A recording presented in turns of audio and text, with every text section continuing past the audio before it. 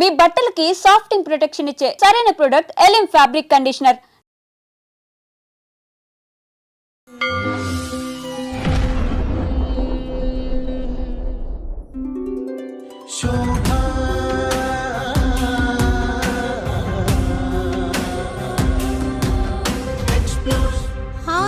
Explore only the truth, the two for you all. Shobha explores. నమస్తే స్వామి. నమస్తే అమ్మా. మీరు 12 ఏళ్ళు తపస్సు చేశారు అని విన్నాను స్వామి. ఎక్కడ చేశారు? మీ స్వత్సంకల్పమా లేదా ఏదైనా ఎవరైనా గురువు మిమ్మల్ని ఆదేశించారా తపస్సుకి? మొదట నా సంకల్పమే. మా గురువుగారి యొక్క సపోర్ట్ నాకు బాగా తోడైంది. వారు నాకు ఇచ్చిన శక్తిపాత దీక్ష, మంత్రోపదేశ మహిమ, ఆ మంత్రం యొక్క జపశక్తి అనేది నన్ను సంకల్పము దృఢంగా నిలబడేటట్టుగా చేసి 2011లో మా ఆశ్రమానికి వచ్చి బిజ్వార గ్రామానికి వచ్చి అక్కడే సుస్థిరంగానే ఇన్నేళ్ళు తపస్సు చేస్తూ ఇప్పటికి కూడా అదే అనుష్ఠానంలోనే అదే తపస్సులోనే ఉన్నాను. ఇప్పుడు జనబాహుల్యంలోకి రావడానికి గల కారణం ఏంటంటే కొంతమంది పెద్దలు, కొంతమంది ప్రముఖులు నన్ను చెప్పారనమాట. అయ్యా, మీరు అక్కడ అనుష్ఠానానికే పరిమితం అయితే ఎట్లాగా, తిరగండి, జనాల లోపలికి తిరగండి, జ్ఞాన ప్రచారం చేయండి, ధర్మ ప్రచారం చేయండి అని వాళ్ళు మహాత్ములే, చాలా గొప్ప గొప్ప వాళ్ళే నన్ను ప్రేరేపించారు.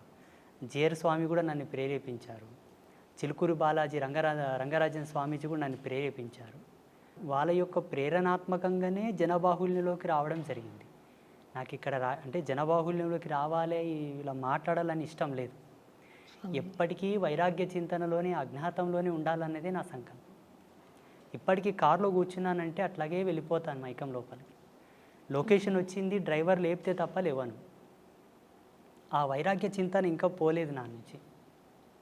సుదీర్ఘంగా మా స్వగ్రామంలోనే అనుష్ఠానంలో ఉన్నాను నేను. మీ గురువుగారి పేరు చెప్తారా స్వామి ఒకసారి? తప్పకుండా. మనకందరికి సుపరిచితమైనటువంటి పండరిపుర క్షేత్రం, సంత్ రాజారాం కైకాడి మహారాజ్, పండరిపురంలోనే ఒక ప్రసిద్ధమైనటువంటి పీఠం వాళ్ళది ఉన్నది. అవును స్వామి. చాలా గొప్ప పరంపర వాళ్ళది. వాళ్ళు అవధూతలు. మా గురువుగారు అవధూత. వారి చేతనే దీక్షాగ్రహణము, మంత్రోపదేశ సంస్కారం అంతయు వారి చేతనే అయింది నాకు.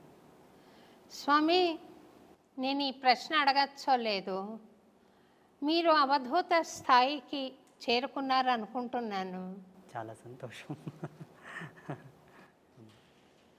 అవధూత స్థాయికి చేరుకున్నాక ఈ దేశంలో ఇంత అశాంతి, ఇంత హింస, ఇంత రాజకీయము, కుటిల నీతి నడుస్తుంది కదా స్వామి. అందుకు మీ బోటి మహానుభావులు చేస్తున్న ప్రయత్నం ఏంటో ఒకసారి సెలవిస్తారు స్వామి. ప్రపంచంలో జరుగుతున్న అనేక దుర్మార్గములకు, అనేక దుశ్చర్యలకు గల కారణం ఒకటే, మనిషి ధర్మ పరివర్తనంలో లేడు. ఎప్పుడైతే ధర్మంలో ఉంటాడో, ఆచార ధర్మాన్ని కట్టుబడి ఉంటాడో, ఈ ఆకృత్యాలు జరగవు. ఇది మనకు ధర్మసింధువులో ఋషులు ఆనాడే రాసి ఉంచారు. ఈ ధర్మాన్ని గనక జీవుడు తప్పితే ఎన్ని అఘాయిత్యాలు జరుగుతాయి సమాజంలో, ఎన్ని ఆకృత్యాలు ప్రేరేపితం అవుతాయని ఋషులు ఆనాడే ఉద్ఘాటించి మనకు రాసి ఇచ్చారు. అలా కొన్ని శాస్త్ర నిఘంటువుల యొక్క పరిశోధన చేసినప్పటికీ మాకున్న స్వీయ అనుభవంతో కూడా ఈ ఆకృత్యాలు చూడాల్సి వస్తుందే అని ప్రతిరోజు మదనపడిపోతుంటాం మేము.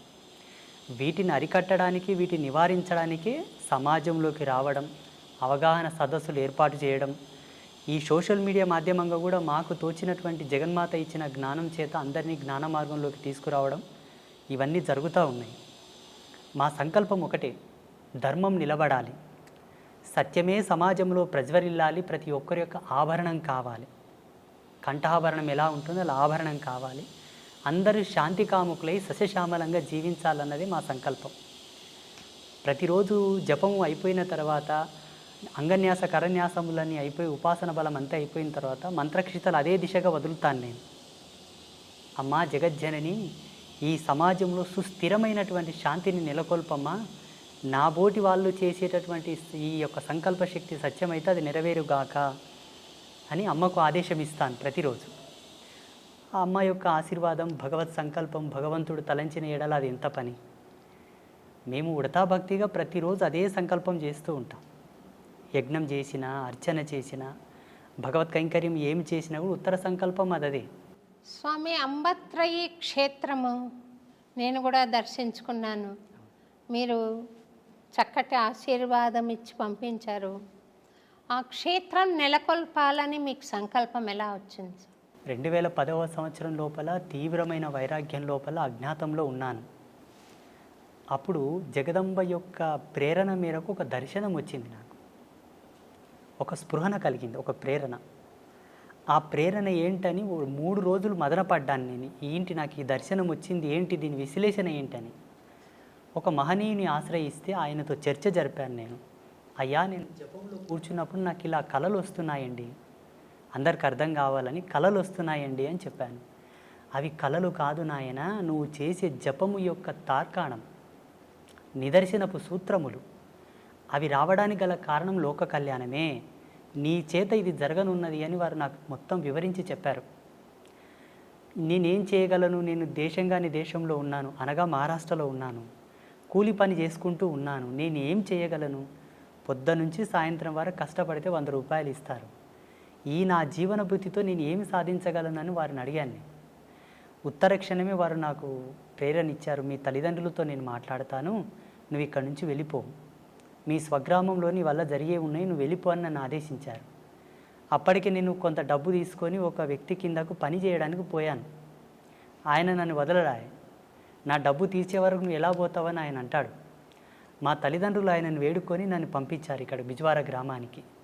ఇక్కడ వచ్చి 6 నెలలు తపస్సు చేశాను. మళ్ళీ అనుష్ఠానమే. 2011వ సంవత్సరం లోపల ఇలా అమ్మవార్లను స్థాపించుకొని ఒక చిన్నపాటి కుటీరం ఏర్పాటు చేసుకొని అక్కడి నుంచి నీ అనుష్ఠానమును కొనసాగించు, అది జగత్ ప్రసిద్ధమవును అని చెప్పేసి ఒక ఆదేశం. ఇప్పటికీ ఈరోజు అన్నమయపురానికి రావడానికి గల కారణం, ఆ రోజు నేను ధ్యానామృతంలో కూర్చున్నప్పుడే వచ్చింది, నువ్వు ఈరోజు పోలేవు అని. అవునా స్వామి? వాస్తవంగా ఏదో ఒక ఫోన్ రావడం, నేను అక్కడ పోవడం, మిమ్మల్ని చాలా బాధ పెట్టాను. లేదు స్వామి, లేదు స్వామి, మీరు రావాలన్న ఒక తీవ్రమైన సంకల్పం తప్ప నాకు బాధ ఏం లేదు స్వామి. మీరు స్వామి రాలేదే, స్వామి రావాలి అని ఒక కోరిక తప్ప, ఒక ప్రార్థన తప్ప అన్యథా నేను భావించలేదు. మీ జ్ఞానం నాకు తెలుసు, మీ స్థాయి నాకు అంతో ఇంతో దర్శనం అవుతోంది స్వామి.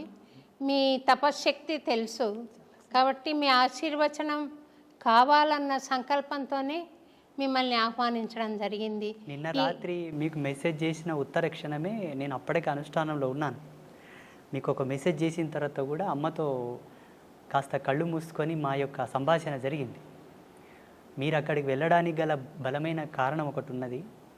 భగవంతుడు అన్ని విధాలా ఒకరిని పరిపూర్ణుడు చేయడానికి కొన్ని సంకల్పాలు ఇస్తాడు. ఆ సంకల్పానికి నాందియే మీరు అన్నమయపురం వెళ్ళడం నాన్న, నువ్వు వెళ్ళాలి అని చెప్పారు. అక్కడ స్టార్ట్ అయిన ప్రయాణం ఇక్కడనే ఆగింది. సంతోషం స్వామి. అమ్మవారు మీకు ఇక్కడికి రావడానికి, మీకు పర్మిషన్ ఇవ్వడానికి కారణం చెప్పారు స్వామి. పరిపూర్ణత్వం సిద్ధించడానికి మీరు దయచేయాలి అని. మరి అందుకు మీరు రావడం ఒకటేనా, ఇంకేదైనా సెలవిస్తారా స్వామి? తప్పకుండా. నేను రాత్రిలోనే అమ్మతో కొంత కుశల ప్రశ్నలు సలిపానమాట. సంగీత, సాహిత్య, వాగ్గేయ ధర్మం లోపల ఉండేటటువంటి కొన్ని కళలు, ఆ ప్రత్యేకతలు వారిలో ఉన్నాయి నాయన. వారు సారస్వతమైనటువంటి ధర్మంలోనే జన్మించారు. వారి యొక్క అనుగ్రహ ప్రేరణాత్మకమై మీరు వెళుతున్నట్టే. నువ్వు వెళ్ళటం లేదు, నీ వెంబడే ఛాయారూపకంగా నేను వస్తున్నాను. ఆ ఆదర్శ దంపతులను పావనం గల చేసి నా మాటగా వాళ్ళకి ఆశీర్వచనం మొసంగిరండి అని చెప్పారు కాబట్టి నేను వచ్చాను ఒక దూతగా. సంతోషం. ఆ ముగ్గురమ్మల యొక్క దూతగా వచ్చాను. సంతోషం. తప్పకుండా మీరిద్దరు దంపతులు అనుగ్రహిస్తారు, భగవత్ కృప పొందినట్లే లెక్క. మీరు అన్నారు స్వామి, మీరు అవధూత తత్వంలో ఉన్నానన్నారు. అది మీ మనస్సు. ఆ తత్వంలో నేనుంటే ఆ జగదంబ మిమ్మల్ని తప్పకుండా పావనం చేస్తుంది. స్వామి ముగ్గురమ్మలు అంటున్నారు కదా స్వామి, లక్ష్మి, పార్వతి, సరస్వతి అమ్మవారు ముగ్గురు శక్తుల్ని ఏకం చేసి అక్కడ ప్రతిష్ట చేశారు కదా స్వామి. మీరు అక్కడ నీటితో దీపం వెలిగించినట్టు నేను చూశాను స్వామి. అది ఎన్ని సంవత్సరాల క్రితం వెలిగించారు, ఇప్పుడు ఇంకా వెలుగుతోంది. అది ఒకసారి ప్రేక్షకులకు కూడా మీరు తెలియజేస్తే బాగుంటుందేమో. 2011వ సంవత్సరంలోనే కార్తీక శుద్ధ పౌర్ణమి రోజు జగదంబల యొక్క ప్రతిష్ట అయ్యింది. కార్తీక శుద్ధ పౌర్ణమి రోజు జగదంబల ప్రతిష్ట అయిన ఉత్తర క్షణమే జ్యోతి ప్రజ్వలన జరగాలి. సూర్యకిరణాల చేత, అగ్ని లేకుండా, కృత్రిమమైనటువంటి అగ్నిని రాల్జించకుండా సహజ సిద్ధమైన సత్యాగ్నితోటి వెలిగించాలని సూర్యకిరణాలతో వెలిగించాం. 2011వ సంవత్సరం నుంచి ఇప్పటి వరకు నిరంతరాయంగా వెలుగుతూనే ఉన్నాయి. 13 సంవత్సరాలు స్వామి. మనిషి సాధన ద్వారా పరమాత్మతో సత్సంబంధం ఏర్పరచుకోవడం మానవ జీవన పరమావధిగా చెప్తారు కదా స్వామి. మనుష్యాణం సహస్రేషు కశ్చిద్యతతి సిద్ధయే యతతామపి సిద్ధానాం కశ్చిన్మాం వేత్తి తత్వతః. అంటే 1000 మందిలో ఒకడు, కొంతమంది ప్రయత్నిస్తారు, 1000 మంది ప్రయత్నిస్తారు, అందులో ఏ ఒక్కడో ఇద్దరో కృతకృత్యులు అవుతారంటారు. మిగిలిన వాళ్ళు జన్మలు ఎత్తుతూనే ఉండాలా స్వామి? తప్పకుండా ఎత్తాలి. అంటే జన్మ యొక్క పరిపూర్ణమైన లక్ష్యం ఏమిటి అంటే, ఏ తత్వం నుంచి అయితే నువ్వు జాలువారి ఈ భువికి పరిచయం అయ్యావో అదే తత్వం లోపల ఐక్యమైపోవడమే. ఐక్యమైపోవడానికి గల ఉత్తమమైనటువంటి సోపాన మార్గమే ఈ సాధన క్రమము, ఆధ్యాత్మికమైనటువంటి దర్పణం.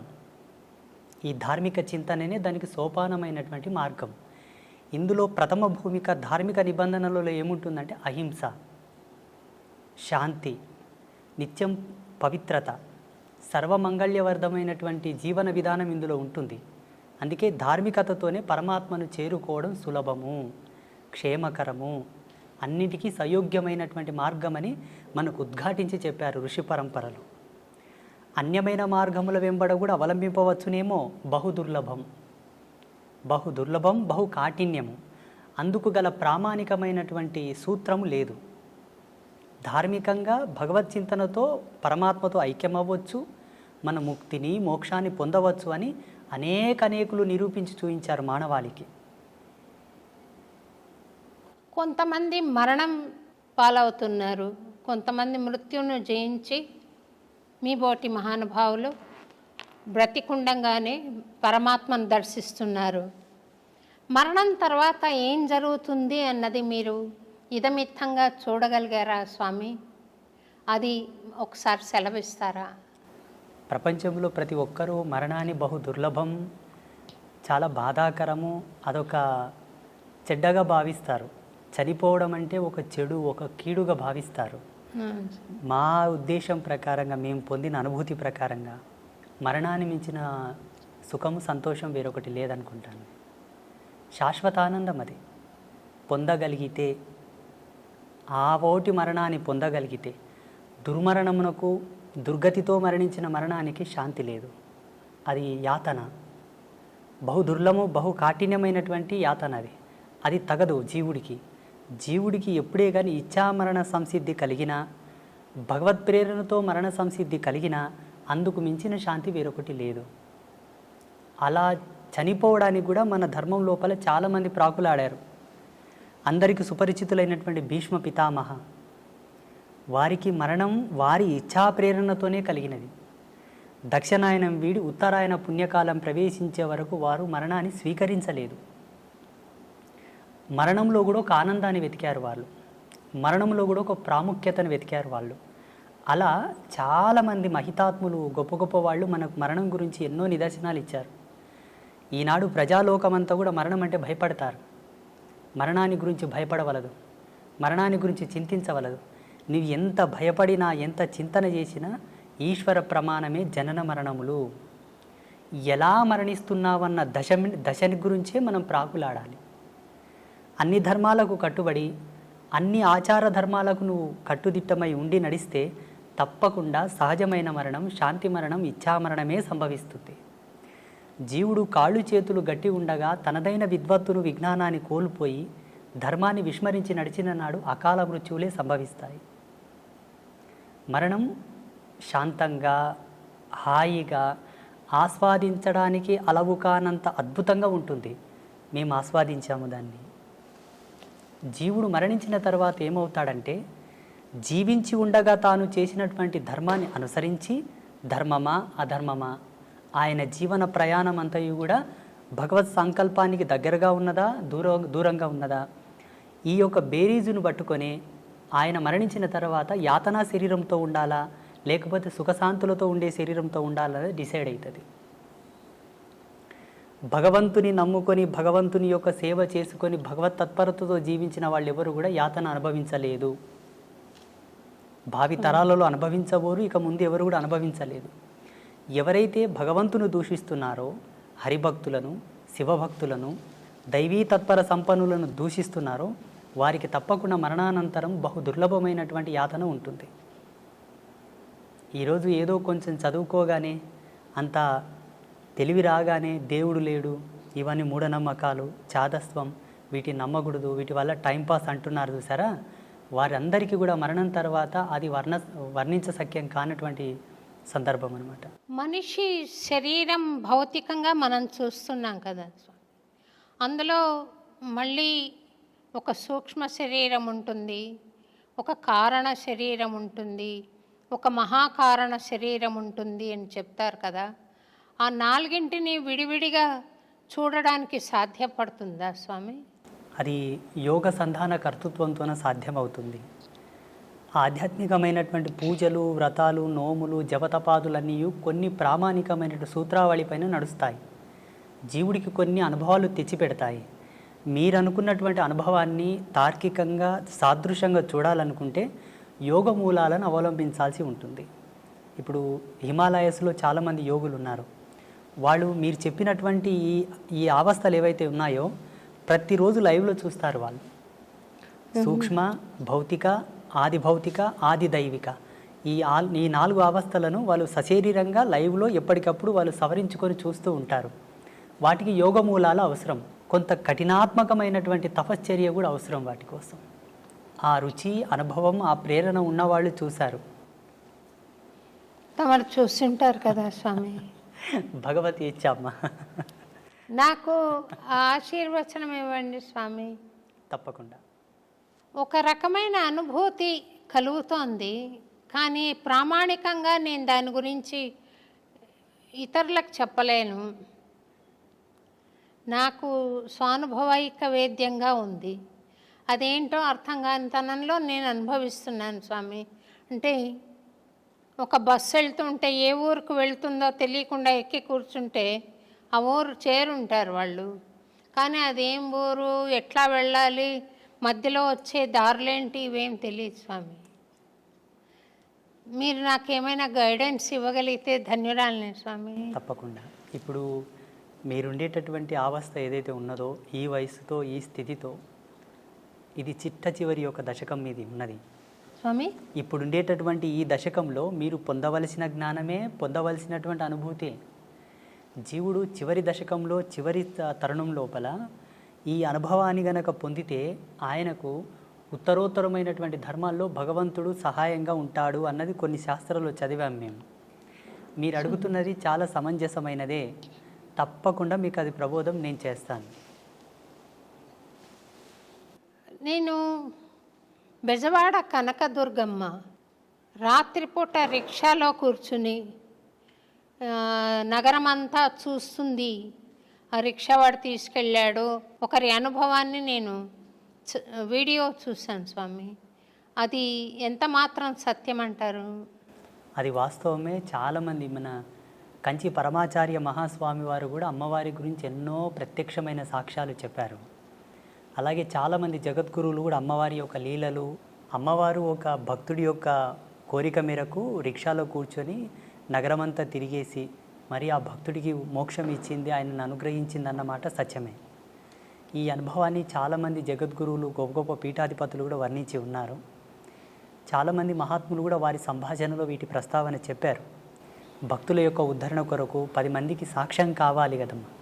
ఇప్పుడు ఏదైనా ఒక ప్రత్యక్ష సాక్ష్యం ఉంటేనే నమ్మేటటువంటి జనాలు తయారైనరు. ఇప్పుడు ఈ మధ్యలో కూడా చాలామందికి స్వామీజీలు కూడా అమ్మవారితో చేసిన అనుభవాలు చెబుతూ ఉన్నారు. వారు అక్కడ వెళ్ళినప్పుడు అమ్మవారు వారికి ఇచ్చేటటువంటి దర్శనం, వారితో చెప్పేటటువంటి మాట తీరు అంతయు కూడా సామాన్య ప్రజలకు వర్ణిస్తూ ఉన్నారు, చెబుతూ ఉన్నారు. అది జరిగిన మాట వాస్తవమే, అది జరిగింది. కొన్ని సంవత్సరాల క్రితం నేను ఒక చిన్న వీడియో చూశాను స్వామి. మీరు చిలుకూరు బాలాజీ టెంపుల్కి వెళ్ళడం, అక్కడ రంగరాజన్ స్వామివారు మిమ్మల్ని భుజం మీద ఎక్కించుకుని గుళ్ళోకి వెళ్ళడం నేను చూశాను. అందులో ఏదైనా పరమార్థం ఉందంటారా స్వామి?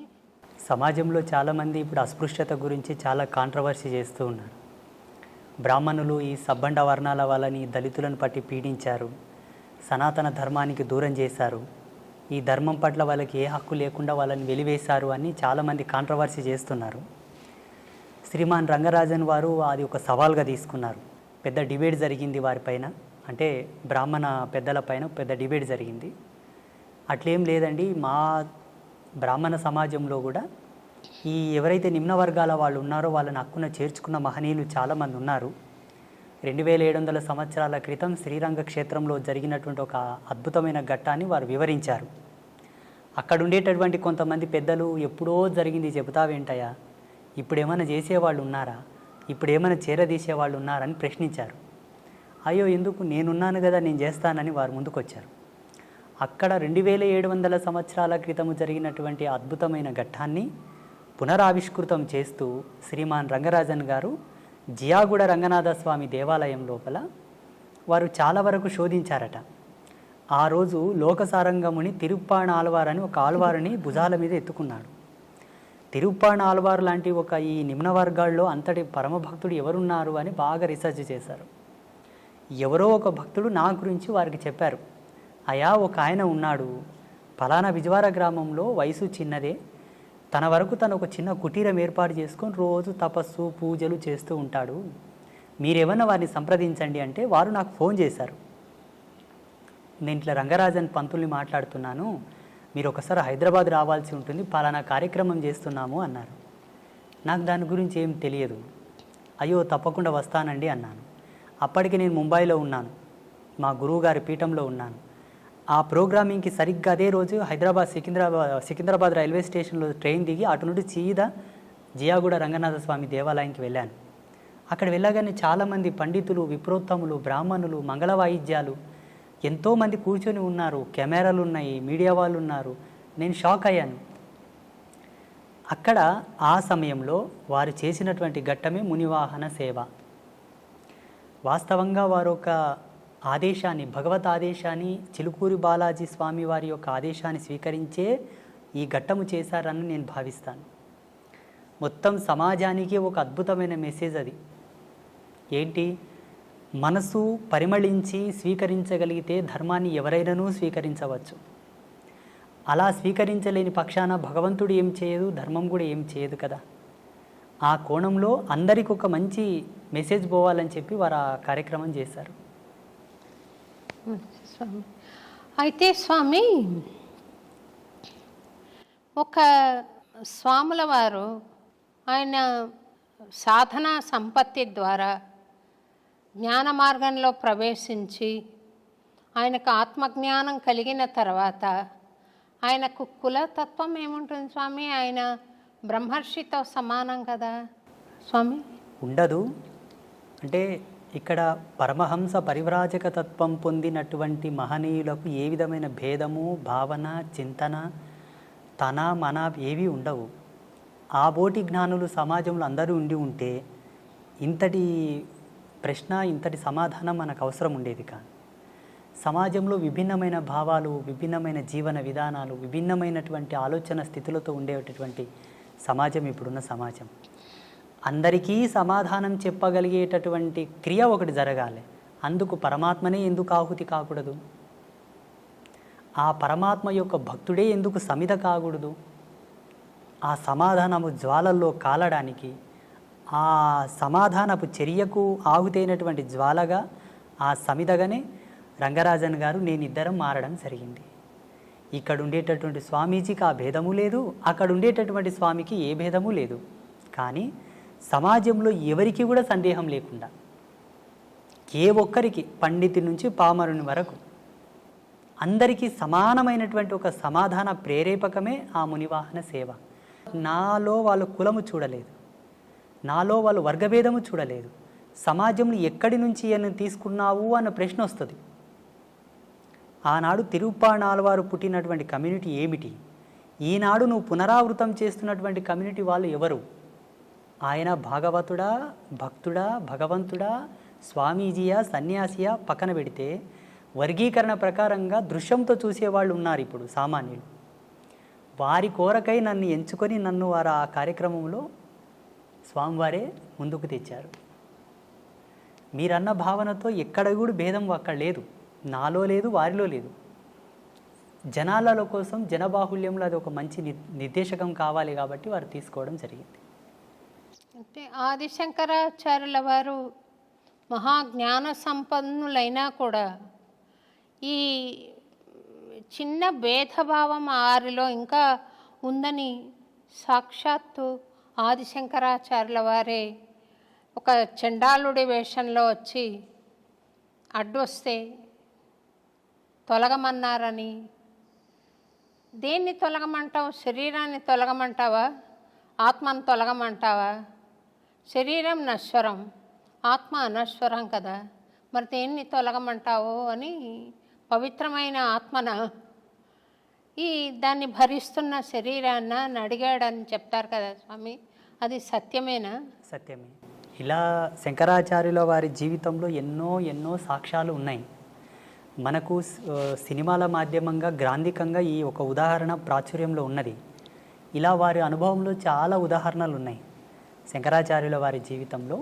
అది ఒకటే కాక అటు ముందు కూడా కొన్ని సంఘటనలు వాళ్ళు ఎదుర్కోవడం జరిగింది. ఇప్పటికీ ఎందరో మహనీయులు ఇటువంటి సన్నివేశాలు చూసి ఉన్నారు. రామానుజుల వారి జీవితంలో కూడా ఒక ఘట్టం జరిగింది. రామానుజుల వారి జీవితంలో, మధ్వాచార్యుల వారి జీవితంలో మహనీయులకందరికీ కూడా ఎక్కడో ఒక్క మూలన జ్ఞానపు అంకురము వెలిగించడానికి, పరమాత్మనే తట్టి లేపడానికి కొన్ని సంఘటనలు జరిపించాడు.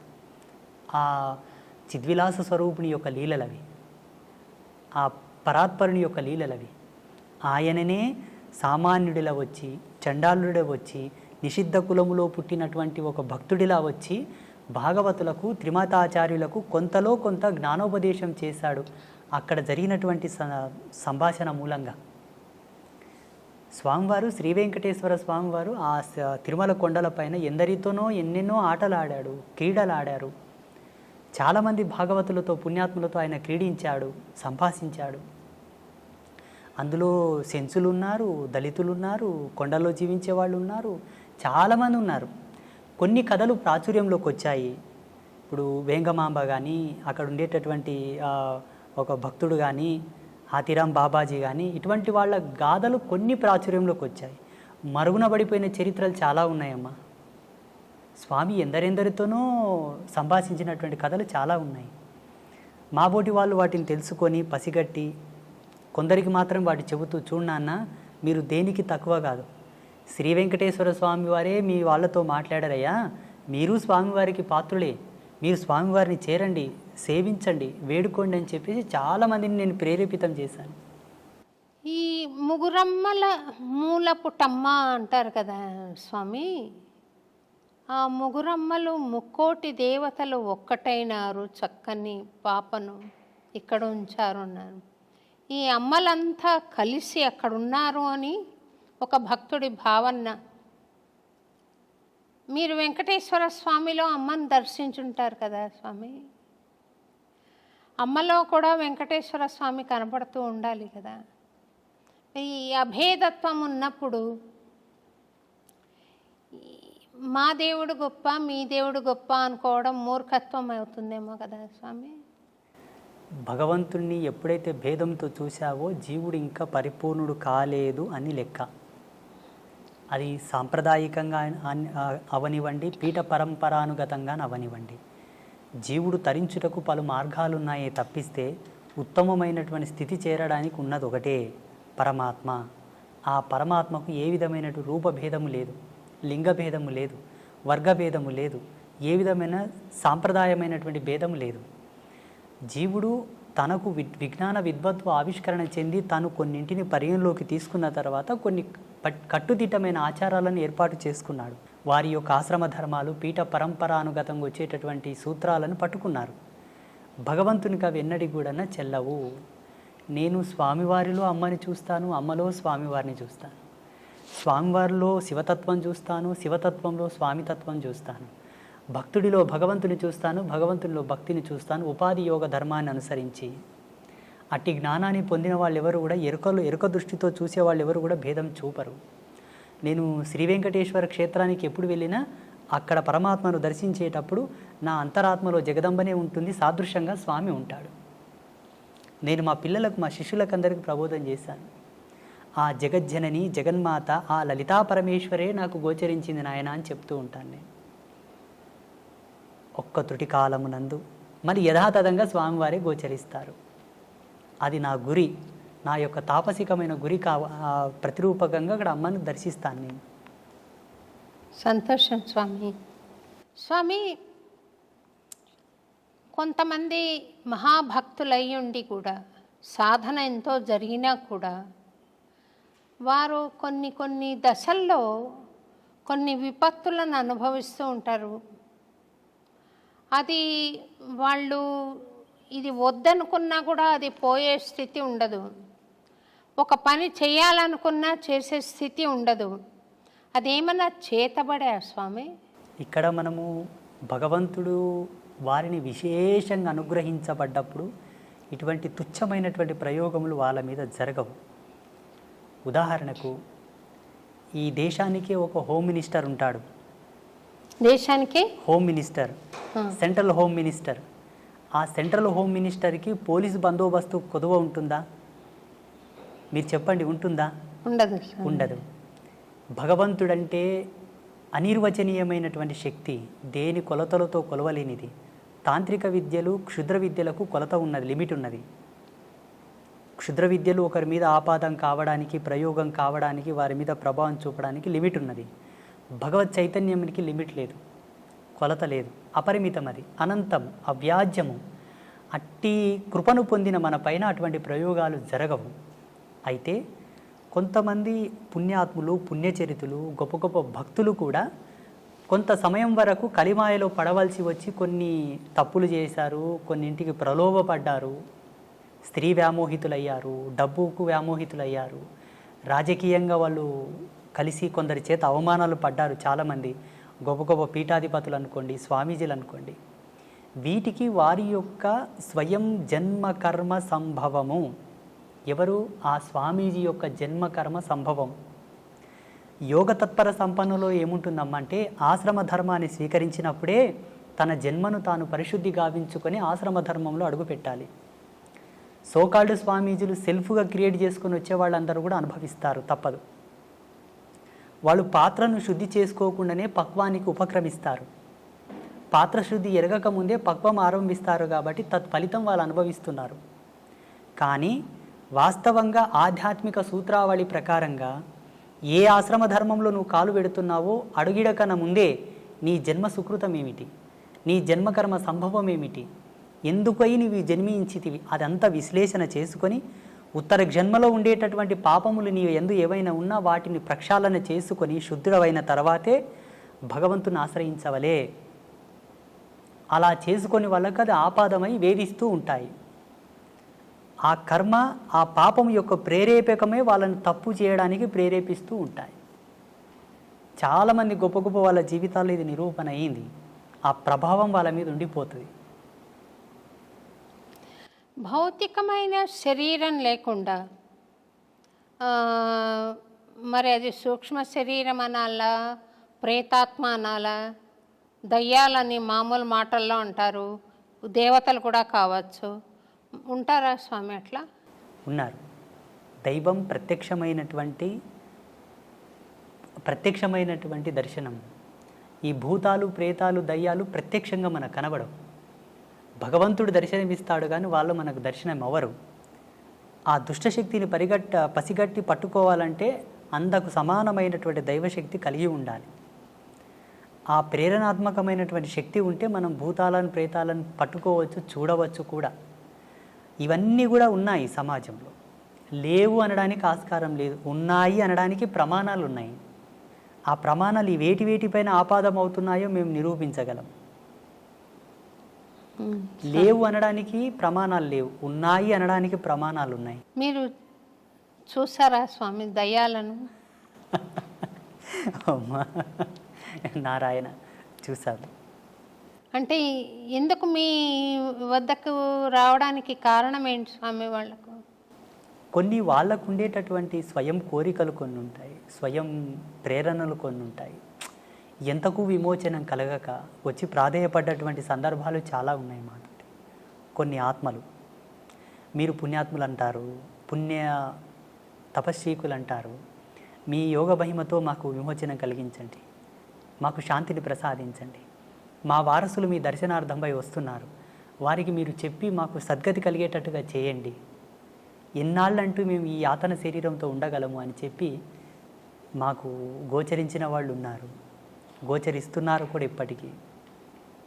మీకు అంటే కాంతి రూపంలో కనపడతారా, లేకుంటే భౌతిక శరీరం కూడా కనపడుతుందా స్వామి వాళ్ళది? పంచభూతాల్లో ఆత్మగా మారిన వారికి ఒకే భూత ప్రభావం ఉంటుంది, వాయు ప్రేరేపకం మాత్రమే ఉంటుంది. వాయు ప్రేరేపకంగానే ఉంటారు. సశరీరంగా సజీవంగా లైవ్లో ఉండడానికి పంచభూతముల యొక్క సమ్మిశ్రితంగా మనం ప్రత్యక్ష వీక్షణం చేస్తాం అందరం. ఆత్మని చూడాలంటే 4 భూతములు విడిపోతాయి. అగ్నితత్వం, భువితత్వం, జలతత్వం, ఆకాశతత్వం విడిపోతాయి. వాయుతత్వం మాత్రమే ఆత్మగా నిలబడిపోతుంది. మనం ఏ ఆత్మను దర్శించాలన్నా వాయువు ప్రేరేపకంగానే చూడవలే, సంభాషించవలే. ఇక్కడ మీరు దయ్యాలు, భూతాలు, ప్రేతాలు మీకు కనబడతాయా గురూజీ అని అడిగారు కదా. పంచభూతాల మీద అంతో కొరతో కాస్తో కొరతో జ్ఞానం ఉండి పట్టు ఉన్న వాళ్ళకే వాటిని పట్టుకోవడానికి ఒక విఘ్నత ఉంటుంది, లేకపోతే ఉండదు. అంటే వాటి అనుభూతి కలుగుతుందా, లేకపోతే చర్మచక్షులతో చూడగలుగుతామా? చర్మచక్షువులతో చూడొచ్చు, అనుభవైకంగా తీసుకునే వాళ్ళు కొంతమంది ఉంటారు. లైవ్లో చర్మచక్షువులతో వాళ్ళని చూస్తూ ఒక షాడో, ఒక నీడలాగా, ఒక వాయు యొక్క కేంద్రకంగా ఒక ఆకారంలాగా మనం చూసి మాట్లాడడం కూడా జరుగుతుంది. చూసిన వాళ్ళు చాలామంది ఉన్నారు. వాళ్ళని దర్శించినప్పుడు మీకు కలిగిన అనుభూతి ఏంటి స్వామి? మాకు చిదానంద స్థితిని, అనంతతత్వాన్ని చూసినప్పుడు వాటిని చూస్తే ఏం అనుభూతి కలుగుతుందమ్మా? జాలి వేస్తుంది అంతే. జాలి ఎందుకు స్వామి అంటే వాళ్ళు చెప్పేటటువంటి మాటలు, వాళ్ళు పడుతున్నటువంటి బాధ, ఇంత ఆస్తి గడిచి ఇచ్చాను, నాకు తగిన శాంతి చేయట్లేదు నా వాళ్ళు అని అంటారు. నాకు ఇంకయూ సద్గతి కలగలేదు, నా వారసత్వం అనే వ్యామోహం లోపల ఇంత కష్టపడి నేను అన్నీ చేసి ఇచ్చాను, నా మరణానంతరము నాకు సరి అయిన పూజలు చేయక, నాకు సద్గతిని కల్పించక ఇంకయూ నన్ను బాధ పెడుతున్నారు స్వామి అని వేడుకున్నప్పుడు ఎవరికైనా జాలి కలుగుతుంది కదా. నా వారసత్వం చల్లగా ఉండాలని ఎన్నో ఆకృత్యాలు చేస్తూ, ఎన్నో తప్పులు చేసి, ఎంతో కష్టపడి అవతలి వాళ్ళ మనోభావాలు దెబ్బతీసి కూడా సంపాదించిన తర్వాత కూడా చివరికి ఆ జీవుడు వెళ్ళిపోయిన తర్వాత వీళ్ళు ఏమి సద్గతిని ప్రేరేపింపక బాధపడతాను నేను. వాళ్ళని చూసి ఏం అనుభూతి పొందను. మీరు వాళ్లకు సద్గతి కలిగించారా స్వామి, లేకుంటే ఇంకా ఉన్నారా మీతోటి? అంబాత్రయ క్షేత్రంలో లెక్క పెట్టలేదు కానమ్మా, ఇప్పటికి శ్రీపీఠంలో గోమాతకు చాలా ఉత్తమమైనటువంటి తంతులతోటి మేము పితృదేవతలకు శాంతి చేస్తాం. మీరు ఇదొక్కటి పట్టుకోవాలి. ఇక్కడ ఉండేటటువంటి భారతదేశంలో ఏ క్షేత్రంలో కూడా అట్లా గోమాతకు పూజా కైంకర్యములు జరగవు. అది జగదంబ యొక్క ప్రేరణని అమ్మ నాకు ఇచ్చిన దర్శనమే. చూడు నాయన, నీ చెంతకు వచ్చి వారికి ఈ విధంగా గోమాతకు కైంకర్యములు జరిపి వారి పితృదేవతల శాంతిని కోరితే ఉత్తరక్షణమే శాంతిస్తారు, వాళ్ళ సంసారంలో ఎన్నో మార్పులు వస్తాయి, వాళ్ళు సుఖ సంతోషాలతో జీవిస్తారు అని. అలా మన పీఠంలో ప్రతి మంగళవారం, శుక్రవారం, పౌర్ణమి, అమావాస్యకు చాలామంది చేస్తూ ఉంటారు. వాళ్ళకు సద్గతి కలుగుతుంది స్వామి. మీరు దయ్యాలకే సద్గతి కలిగించినప్పుడు నేనేదో భక్తిగా ఉన్నాను కదా స్వామి, నాకు ఆశీర్వచనం ఇవ్వండి, ప్రసాదించండి.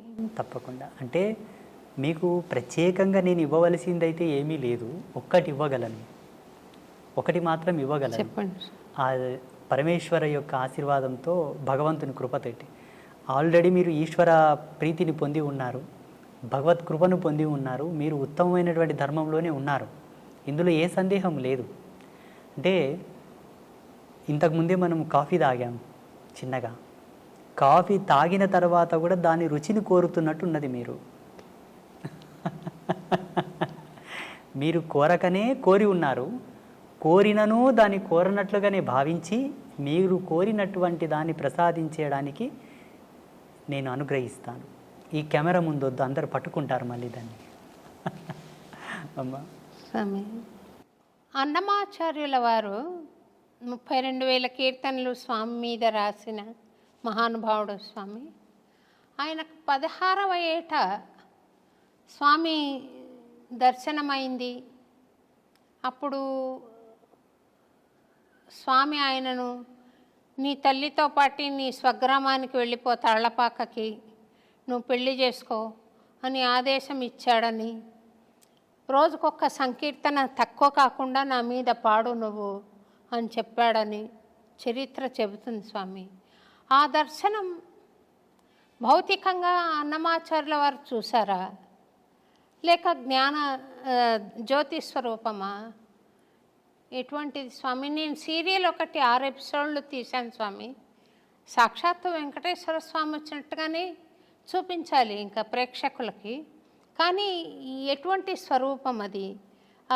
ఇట్లా నడుచుకుని వచ్చి ఇలాగే నిలబడ్డా, లేకుంటే కాంతి నిలబడిందా? ఈయన చూసి ఆనంద పరవశం అయ్యాడు కదా, ఏమిటి ఆ తత్వం అని అనుకుంటున్నాను స్వామి. భగవత్ అంశతో పుట్టిన వాళ్ళు, కారణజన్ములు ప్రత్యక్షంగా మనం ఎలా ఉన్నామో అలాగనే భగవంతుడు దర్శిస్తారు. అది కారణజన్ములకు మాత్రమే సాధ్యం, స్వామి. మిగతా ఎవరికి సాధ్యం కాదు. మిగతా వాళ్ళని మనం చూసుకున్నట్లయితే పరిగణలోకి మీరు అన్నట్టుగానే జ్ఞానరూపకంగా వాళ్ళని చూడవచ్చు, భావరూపకంగా తన్మయత్వం చెంది చూడవచ్చు. ఒక ప్రకాశముగా, ఒక జ్యోతి వలె, ఒక కాంతి వలె కూడా చూసి ఆయననే పరమాత్మని వాళ్ళ అభిప్రాయపడవచ్చు. మీరన్నటువంటి అన్నమాచార్యులు ఎవరైతే ఉన్నారో, త్యాగరాజస్వామి, అన్నమాచార్యులు, కాళిదాసు లాంటి వాళ్ళందరూ భగవంతుని చక్షువులతో చూశారు, మాంసనేత్రంలో ముద్దతోనే చూశారు. ఇందులో సందేహం పడడానికి ఏం లేదు, మనకు అనుమానం పడడానికి కూడా ఏమీ లేదు. ఒకవేళ మన అనుభవానికి అది రాకపోవడం వల్ల అనుమానిస్తున్నామేమో. నాకు భావగోచరం ఉంది స్వామి, అంటే మీరు అర్థం చేసుకోగలుగుతారు. రెండోది, భగవాన్ మానుష రూపేణ అని ఎవరైనా వచ్చి ఇంతవరకు ఎప్పుడు మాట్లాడని మాట మాట్లాడడం, చేయని చేష్ట చేయడం నేను చూశాను, అనుభవించాను. ఇది మనిషి చేస్తున్నది కాదు, భగవంతుడు చేస్తున్నది అన్న సంకల్పం ఉంది. అయితే నేను ఆ మహాభక్తులందరూ చూసినట్టుగా స్వామి ఫ్లెష్ అండ్ బ్లడ్లో వచ్చి నిలబడిన దర్శనం నాకు అవ్వలేదు స్వామి. పాట పాడుకుంటున్నప్పుడు ఒక లౌకిక ఆనందం, ఒక లౌకిక అనుభూతి కలుగుతుంది. ఇంత శరీరం ఉండి కూడా ఈ స్పృహ ఉండదు. అంతవరకు నాకుంది, కానీ నేను స్వామిని భౌతికంగా చూడలేదు స్వామి. పరమాత్మని భౌతికంగా చూడాలన్న కోరిక ప్రపంచంలో అందరికీ ఉంది, జిజ్ఞాసులకు అందరికీ ఉన్నది ఈ కోరిక. నేను యావన్ ప్రజాలోకానికి మీకును ఒక సందేశం ఏమి ఇవ్వదలుచుకున్నానంటే, భగవంతుని ఇలా ప్రత్యక్షంగా మనం చూడాలనుకుంటే మనలాగే అందుకు సరిసమానమైనటువంటి ప్రమాణము మనలో ఉండగలగాలేమో నా అభిమతం ఇది. ఎలా? సంస్కారవంతమైన సంస్కరణతో కూడుకున్నటువంటి జన్మ అయి ఉండవలే, లేదా ఆయన ప్రేరణతో పుట్టినటువంటి కారణ శరీర జన్మనైనా ఉండి ఉండవలే. ఇవి రెండిట్లో ఏ ఒక్కటి ఉన్నా ఆయనతో మనం కుశల ప్రశ్నలు వేయవచ్చు, సంభాషించవచ్చు, మాట్లాడవచ్చు. అందుకు సరిసమానమైనటువంటి ధర్మం మనం ఉండగలగాలి, పాత్రత ఉండగలగాలి. అయితే ఇది చాలామంది ప్రేక్షకులు కానివ్వండి, మీరు కానివ్వండి, ఏమనుకుంటారంటే ఆ సందర్భం ఎప్పుడు, ఎలా వస్తుంది, ఎన్నవ ఏట వస్తుంది, ఎన్ని సంవత్సరాల తర్వాత వస్తుంది, ఏవి చేస్తే వస్తుంది అని అంటుంటారు.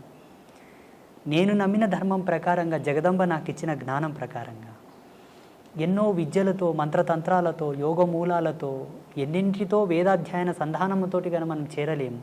ఒకదానితో చేరవచ్చు. మంచి సత్ప్రవర్తన, సత్యశీలత ధర్మము, మంచి భక్తి, నిష్కల్మషమైనటువంటి భక్తి ఉంటే చాలు.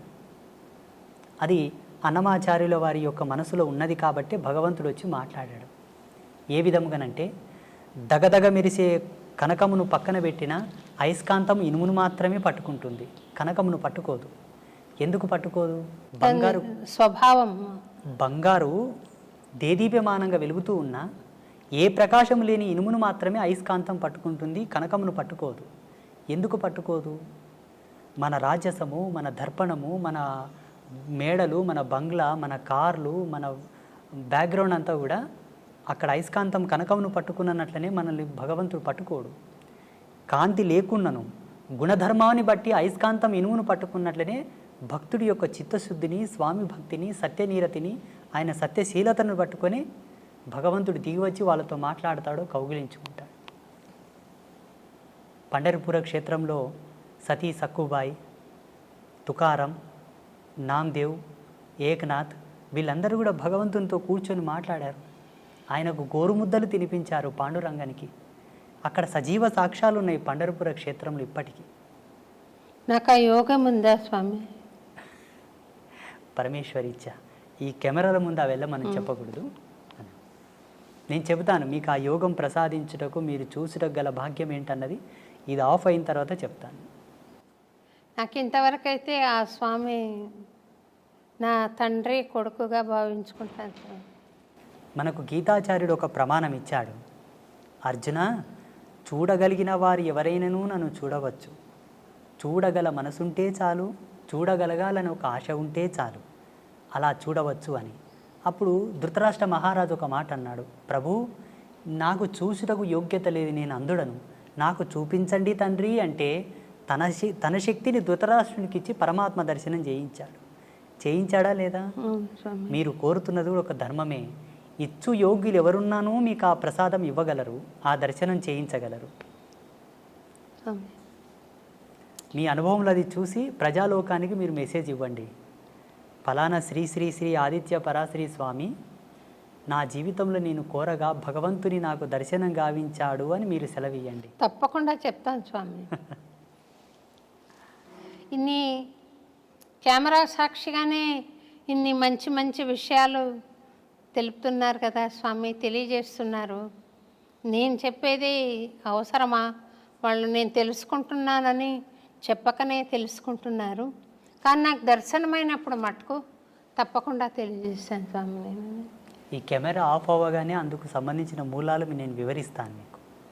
మీరు తప్పకుండా చేసుకుంటారు అన్న నమ్మకం నాకుంది. సంతోషం మీ స్వామి. లక్ష్యంగా అది మిగిలిపోయి ఉన్నది. స్వామివారు మమ్మల్ని ఇక్కడ పిలిపించారని నేను భావిస్తున్నాను. సంతోషం స్వామి.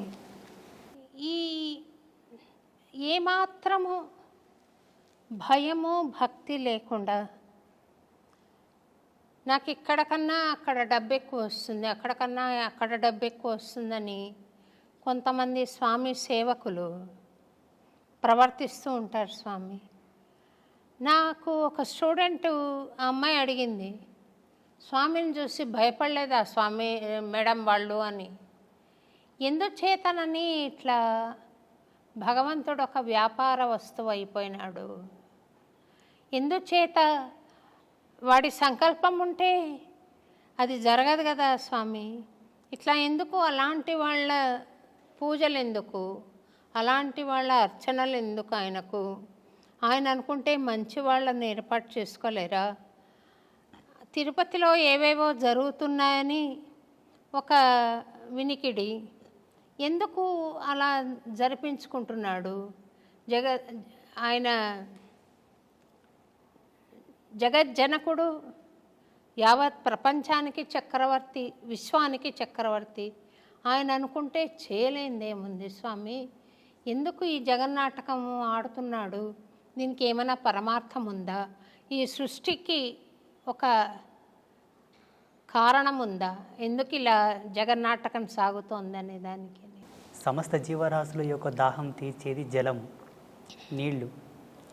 శుద్ధమైనటువంటి నీళ్లతో కూడుకున్న ఒక కొలను ఉన్నది.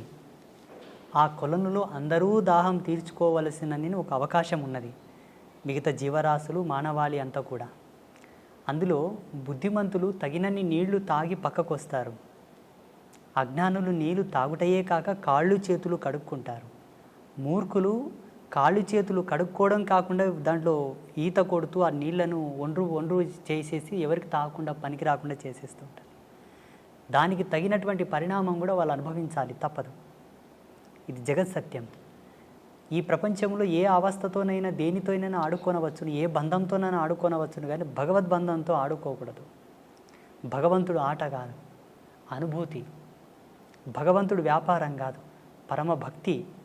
అక్కడ వ్యాపారం మొదలైంది, ఆట మొదలైందంటే జీవితానికి వచ్చేటటువంటి అనర్థాన్ని కూడా అనుభవించాలి. జాగ్రత్త, ఇది సత్యం.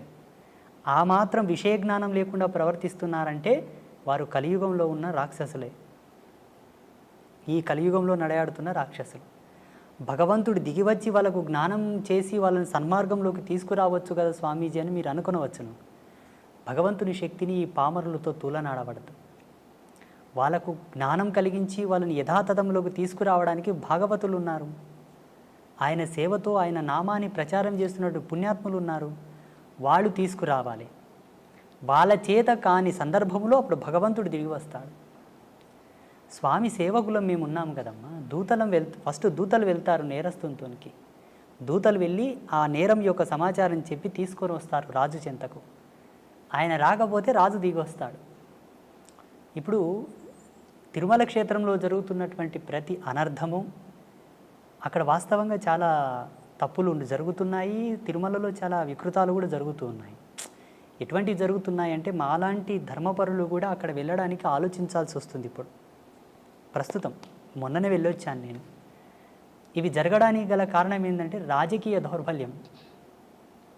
స్వామివారికి రాజకీయపు హక్కులు కలిగించారు కాబట్టి అక్కడ మెయిన్ ఇవి జరుగుతూ ఉన్నాయి. అవి తొలగాలి. 2, మనకుండేటటువంటి శ్రీ వైష్ణవ పరంపరగా ఉండేటటువంటి స్వాములందరూ కూడా మౌనంగా కూర్చోవడం తగదు. స్వాములందరూ, పీఠాధిపతులందరూ కూడా మౌనంగా ఉన్నారు. అది తగదు. అది వాళ్ళు అలా ఉండడం చేత వీళ్ళు విజృంభిస్తున్నారు. ఎంతకు భగవంతుని యొక్క త్రిపుండ్రములను ధరించి భగవంతుని యొక్క నామాన్ని చెప్పుతున్న మనకు ఆయనను రక్షించుకునే హక్కు మనకు ఉంటుంది. మన తల్లిదండ్రుల మీదకి ఎవరన్నా వస్తే మనం ఊరకుంటామా? ఊరక ఉండము కదా, తిరగబడతాం. అతడు సర్వులకు తండ్రి.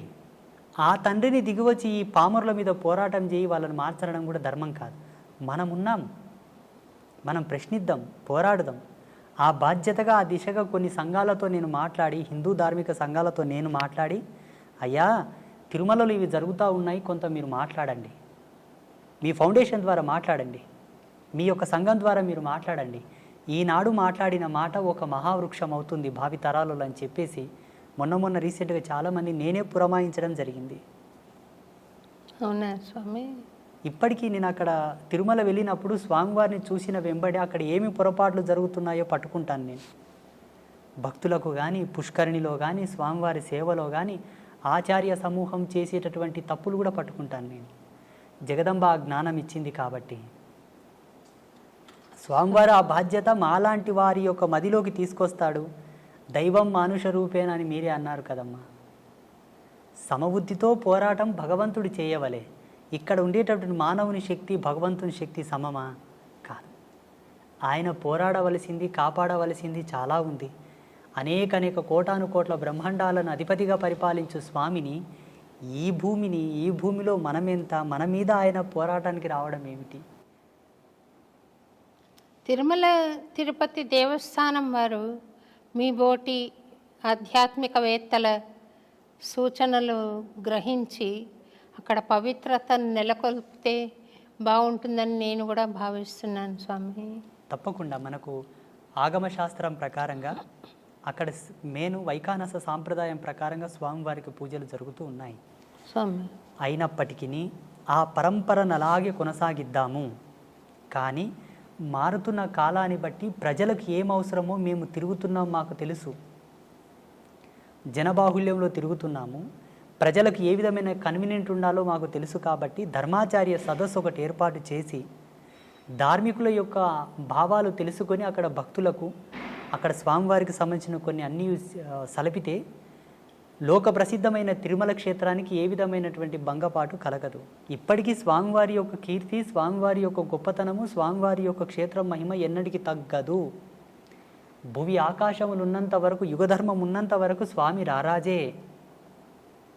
చాలామంది తిరుమలలో వైభవం తగ్గుతుంది, తిరుమల క్షేత్రం మూతపడుతుంది, తిరుమలకు జనాలు వెళ్ళరు అని కొంతమంది స్వామీజీలు మీడియా ముందు చెప్తున్నారు. అది తప్పు.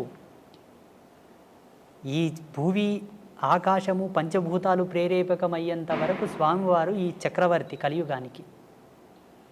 కాకపోతే అక్కడ ఉండేటటువంటి ఆచార్య మండలం ఒక పొరపాట్లు, అధికారికుల పొరపాట్లు ఉన్నాయి కొన్ని. వాటిని సవరించాలి. స్వామి నాకొక అలవాటో యావానాలో తెలియదు, కానీ నేను చిన్నతనంలో, అంటే మరీ చిన్నదాన్ని కూడా కాదు, 25 ఆ ఏళ్ళప్పుడు గుడికి వెళ్ళి నమస్కారం చేస్తూ పూజారి దృష్టి కొంచెం మరల్చగానే గర్భగుడిలోకి వెళ్ళిపోయి పాదాలు పట్టుకొని నమస్కారం చేసి వచ్చేదాన్ని. వాళ్ళు కోప్పడేవాళ్ళు, స్వామి ఏమ్మా మీకు కూడా చెప్పాలా అని నన్ను కోప్పడేవాళ్ళు. నేను పట్టించుకోకుండా స్వామిని స్పృశించి నమస్కారం చేయాలి అన్న ఒక బలమైన కోరిక ఉండేది స్వామి. నేను శ్రీరంగంలో సమాశ్రయణం తీసుకున్నాను.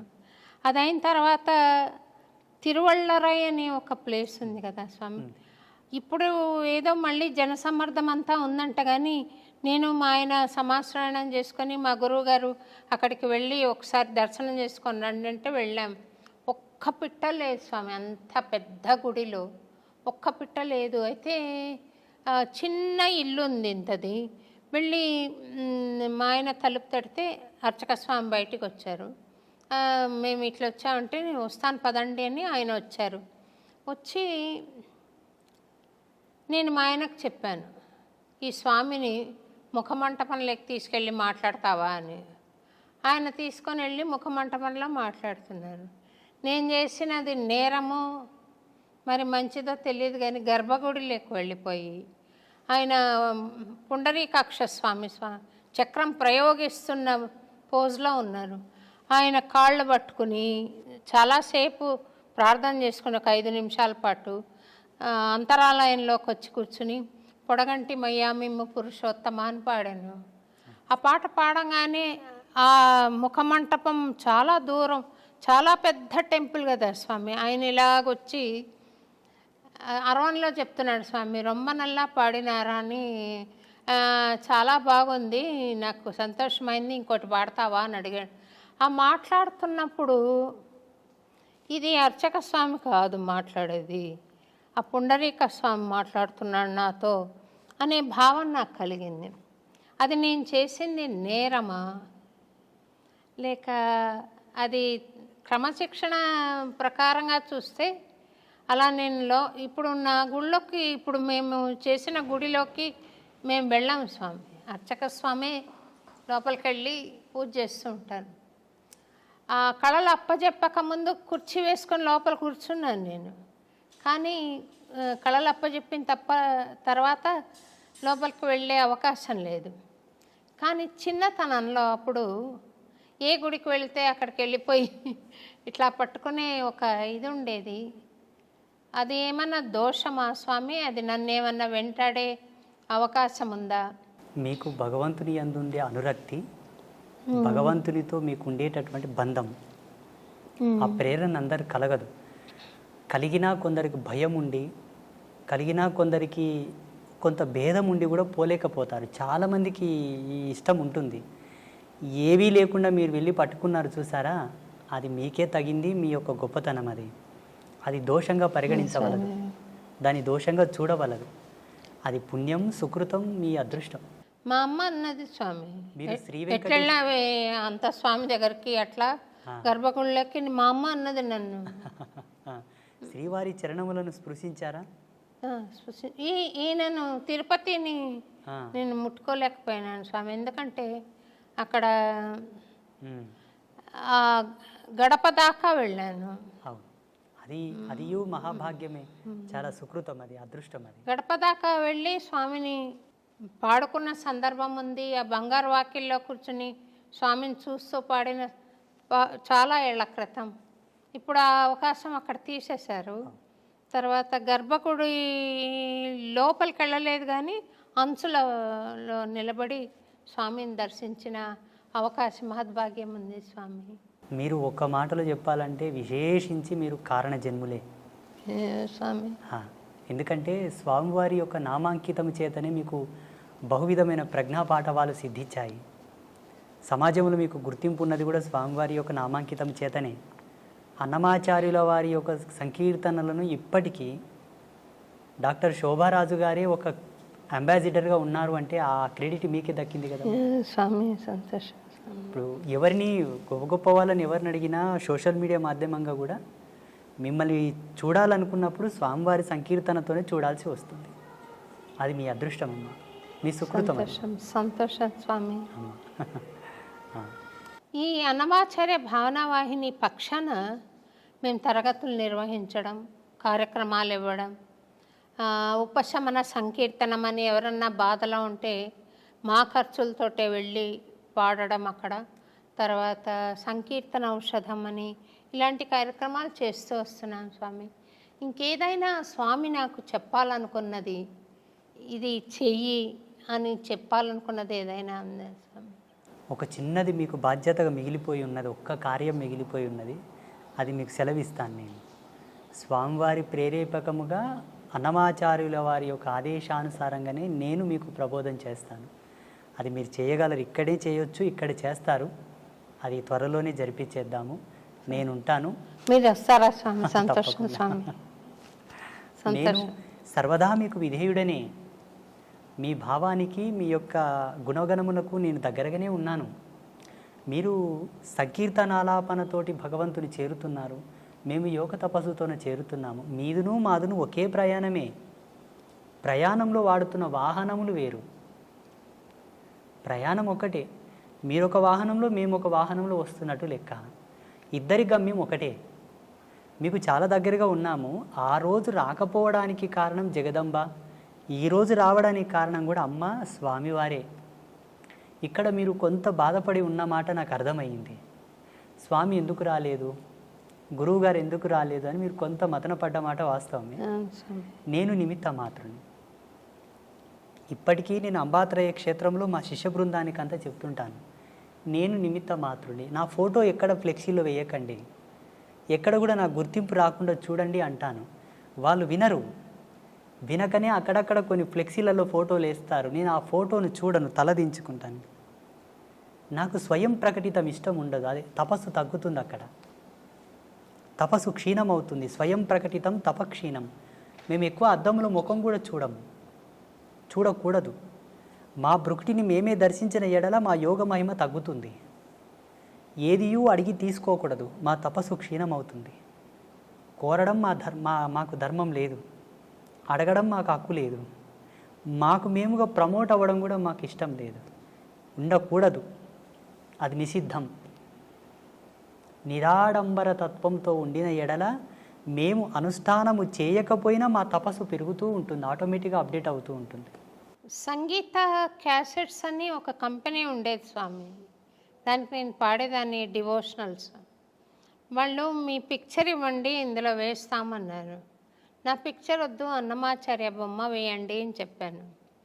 అంటే అప్పటి నా ఆలోచన ప్రకారం అది చెప్పాను నేను.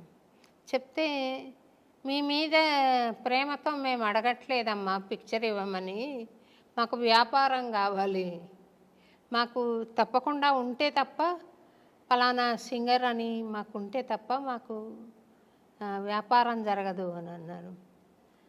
అయినా నేను ఆ క్యాసెట్ పిక్చర్ ఇవ్వకుండానే విడుదల చేశారు. తర్వాత వాళ్ళు పట్టుబట్టి అది వేశారు. కానీ నాకు వాళ్ళ ఆంతర్యంలో ఒక కారణం, ఒక హేతుబద్ధంగా ఉంది అని అనిపించినది ఏమంటే, ఇప్పుడు మీరు త్రికరణ శుద్ధిగా చేస్తున్న సేవ అంబత్రయి క్షేత్రంలో ఉత్తరోత్తర వస్తారు స్వామి, తప్పకుండా వస్తారు. వాళ్ళు చెప్పుకున్నా మనకు నష్టం లేదు, మీ సంకల్పానికి నష్టం లేదు. ఈ క్షేత్రం మేమే పెట్టాము, స్వామికి జ్ఞానబోధ నేనే చేశాను అని చెప్పే వాళ్ళు కూడా వస్తారు. ఉంటారు కొంతమంది అట్లా. మీ క్షేత్రం గురించి నేను మాట్లాడటం భావ్యం కాదేమో కానీ ఉంటారు అలాంటి వాళ్ళు ప్రతి దగ్గర.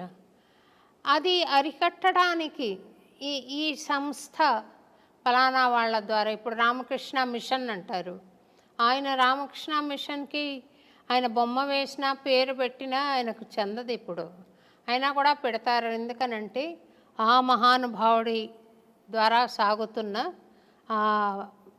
ఆదిమూలం ఆయన అన్నట్టు సాగుతూ ఉంటుంది. అందుకని అయినా మీరు ఆ ఫ్లెక్సీల్ని మన్నించాలి అని నేను కోరుకుంటున్నాను స్వామి. అదే దశకంలో నడుస్తుంది. నేను ఇష్టపడకపోయినా వాళ్ళు మీరు అన్నట్టుగానే భావించి చేస్తున్నారు కార్యక్రమాలు. ఎక్కువగా ఎందుకో శ్రద్ధ కలగదు అందుపైన. అది మనసులో అంకురం నాటుకుపోయింది, జాడ్యం పట్టుకుంది బాగా, మక్కిలి పోదు, ఆ వైరాగ్య చింతనలు పోవు. వాళ్ళు ప్రేమతో ఏదైనా వండి తెచ్చినా తిన్నామన్నా ఆ నాలుక కోరదు. అలాగే కుక్కుకుంటాను బలవంతంగా, అన్ని 2 ముద్దలు తినేస్తాను. ఇప్పుడు నాదేం తప్పు లేదు, అందున్న జీవుడు అందుకు అలవాటు పడిపోయాడు. ఈ దేహాన్ని ధరించుకొని ఉన్న ఆ జీవుడు అందుకు అలవాటు పడిపోయాడు. అలా వారిస్తూ ఉంటాను వాళ్ళని. చూడండి, ఇది లోక కళ్యాణం కొరకు స్థాపితమైన క్షేత్రము, ఆడంబరాల కొరకు స్థాపన కాలేదు అని వాళ్ళని అట్లా వారిస్తూ ఉంటాను. ఎందుకంటే వాళ్ళలో కూడా జాగరూకత ఉండాలని, ఆ భద్రతా భావం ఉండాలని, ఎక్కడ కూడా ధర్మాన్ని తప్పొద్దు, ఇది ఆడంబర క్షేత్రంగా మనం క్రెడిట్ కావద్దు అన్న ఒక భావన. ఎద్దులని ఎప్పుడెప్పుడు అలిస్తూ నాగలి సాటికుండా పోయేటట్టు ఎలా అలిస్తాడో రైతు, అలాగనమాట. వేస్తారు వాళ్ళు, ఫోటో వేస్తారు.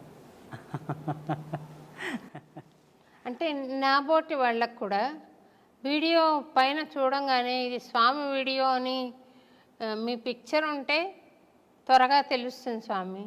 వాస్తవంగా ఇప్పటి వరకు ఆ యూట్యూబ్ ఏంటి, దాంట్లో ఏం పెడుతున్నారు ఇంతవరకు నేను చూడలేదమ్మా. నాకేమీ తెలియదు.